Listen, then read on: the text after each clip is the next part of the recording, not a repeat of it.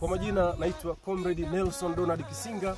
Mimi ni katibu wa siasa na uenezi wa Chama cha Mapinduzi wilaya Kakonko, mkoa wa Kigoma. Naomba nichukue fursa hii kumshukuru Daktari Samia Suluhu Hassan kwa mambo makubwa mengi ambayo anafanya katika wilaya yetu ya Kakonko, lakini mkoa wetu wa Kigoma. Ukitazama barabara hii utajionea wazi ni barabara ya mkeka ambayo ni miongoni mwa miradi ambayo imetekelezwa chini ya uongozi wake rais wetu Daktari Samia Suluhu Hassan katika awamu yake ya 6 ya uongozi wake.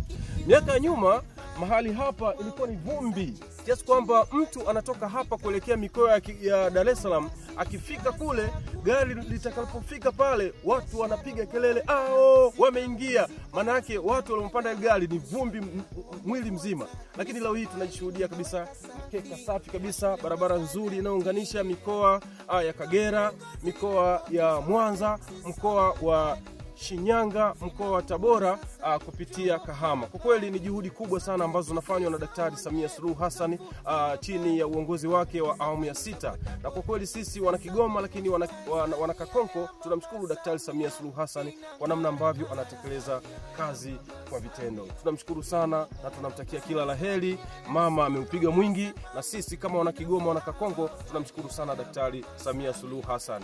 Mama Samia mitano tena.